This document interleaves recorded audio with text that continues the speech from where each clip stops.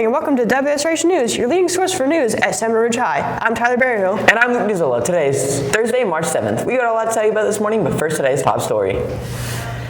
The school-wide Lip Dub is tomorrow. Make sure to bring your school spirit and be ready to represent the school. WSRH News reporter Alexia Ordonis has the story. I'm here with Mr. Krimis to talk about the Lip Dub that's happening tomorrow.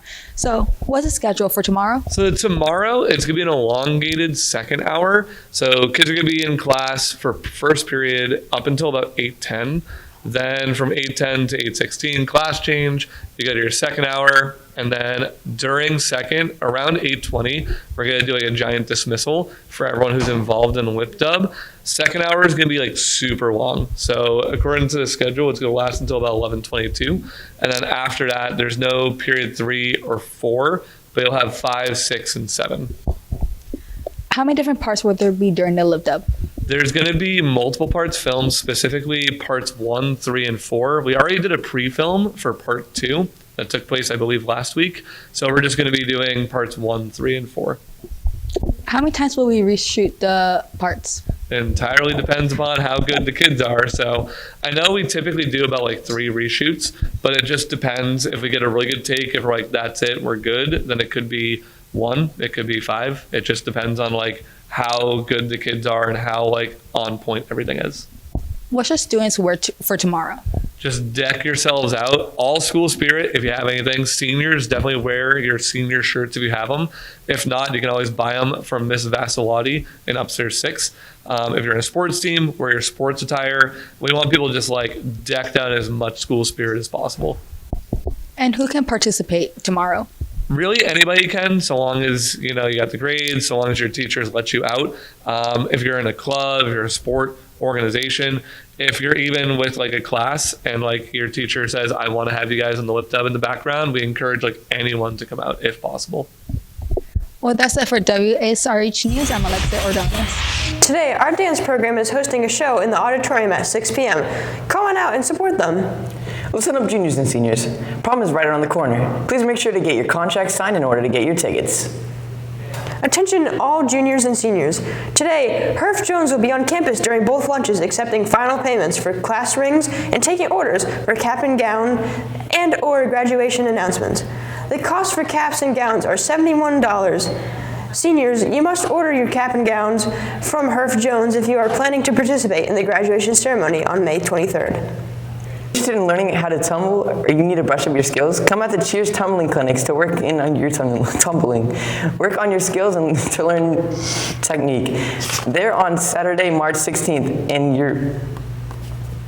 March 30th from 10 a.m. to 12 p.m. Cost $5 per clinic. Pick up a permission slip from Coach L in 4214 or at the students clinic which are every Tuesday from 5 to 7 p.m. in the cafeteria.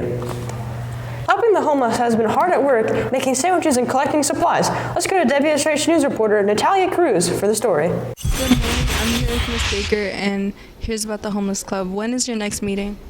We're meeting today after school. And where would the meeting be? We're going to be in the cafeteria because we have so many members that we can't fit in a classroom. And what would you guys be doing in the meeting? We will be making sandwiches for the homeless, and we will be discussing past events and future activities. Thank you for your time. I'm with WSRH News and Natalia Cruz. Did you know that we offer college algebra through Palm Beach State on campus? Taking this course is a great way to earn college credits while still in high school. The class and textbooks are free. In order to be eligible, you must have at least a 3.0 GPA and college-ready test scores. If you are interested in taking college algebra next year, check out the dual enrollment tab in your Google Classroom to see Miss Wallace in room 7215. The registration paperwork is due by the end of the school year. Congrats to this week's Hawks of the Week. 9th grade, Kira Ratura Alves. 10th grade, Kayla Butler. 11th grade, Holden Eppolito. 12th grade, Carlos Suarez. Good job, Hawks. Students were nominated based on academic excellence, academic improvement, or for their efforts in making our campus better by doing things like helping others, volunteering their time, or even simply picking up trash. Coming up on WSRH News, weather and birthdays. Plus sports.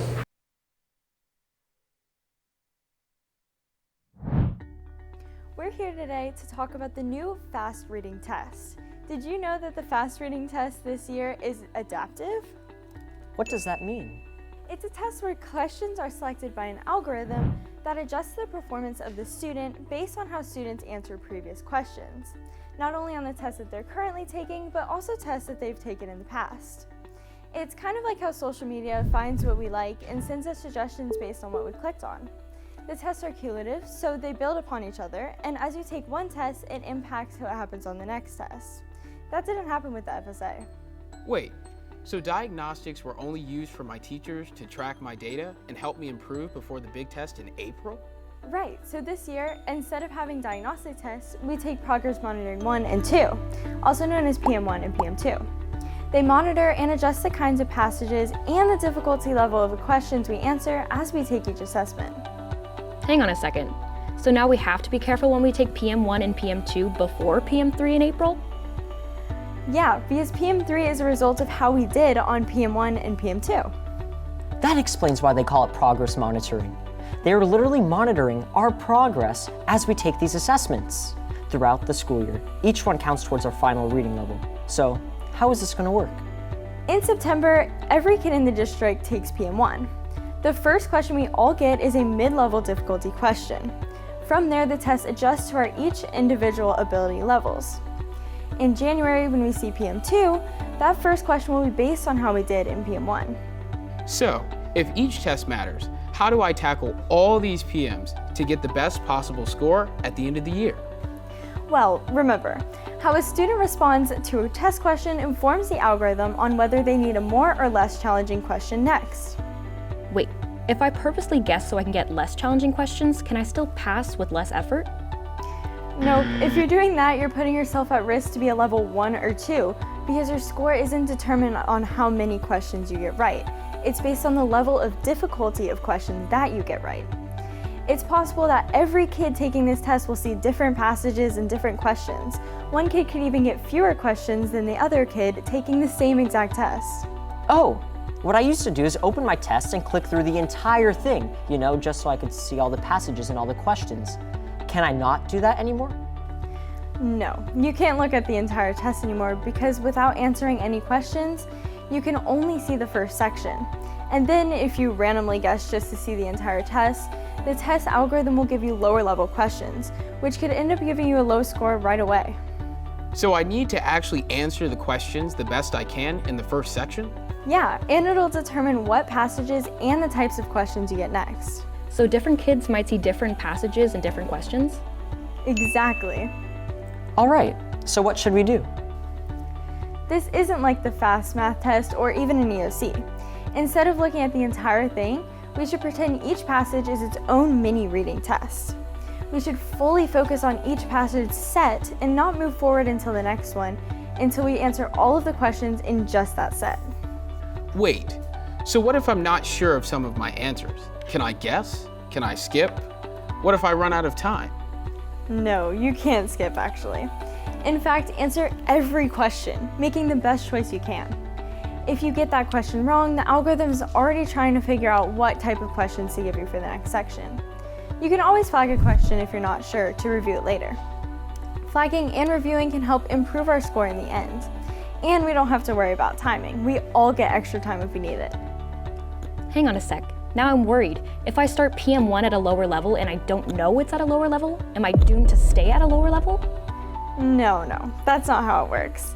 As we get better with reading and test-taking strategies, the test will adapt and allow us to move up one or more levels. Okay, so what strategy should I use in each passage set? Actually, it's a lot like what we've always done.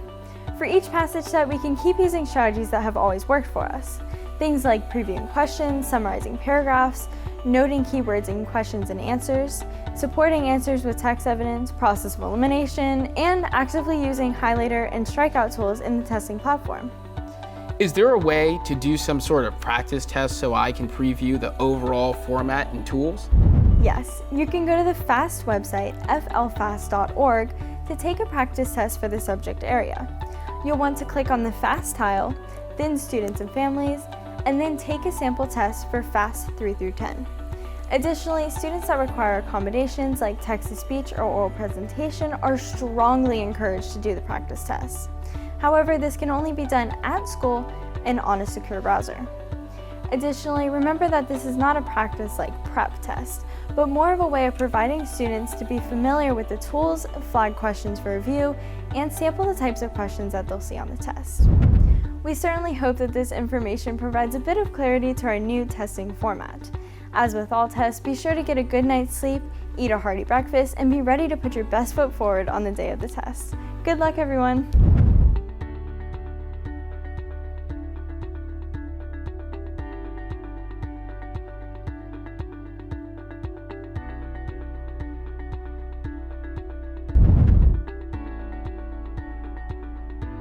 Hey Tyler, why do tornadoes make the best storytellers? I don't know why. Because their tales always have the twist at the end.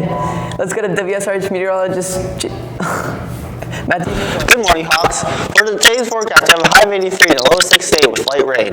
For the 3-day forecast, on Friday, we have a high of 84 and the low of 70 with partly cloudy skies.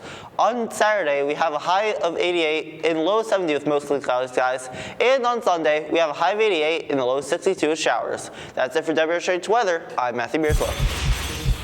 We have a happy birthday going out to Isabella Guyton, Sienna Pierce, Guillermo Benigas Flores, Bryce Edelstein, Frank Gutierrez Jr., Shayna Somerville, Randy Hidalgo, Giancarlo Sierra. Happy birthday! WSRH sports anchor Sienna Collado joins us now at the sports desk. Good morning, Hawks. We have a lot to talk about in the world of sports today, so let's get right into it.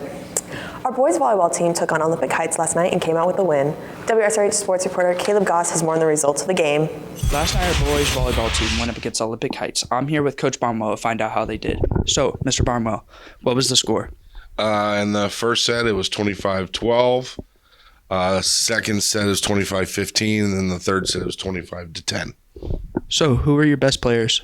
Last night, big players for us were Stephen Barnes, Addison Corey, Owen Holowecki.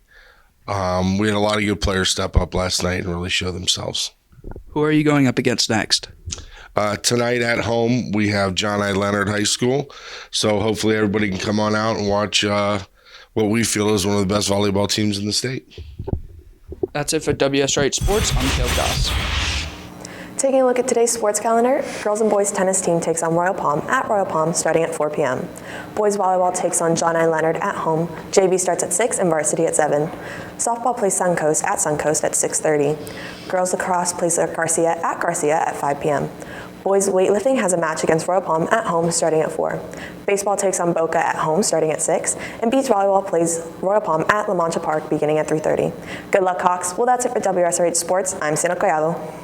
Well, that's it for WSRH News. I'm Tyler Berrio. And I'm Luke Newsolo. Remember that you can follow us on social media on Instagram, Twitter, and YouTube at Seminole TV. Have a great day, Hawks.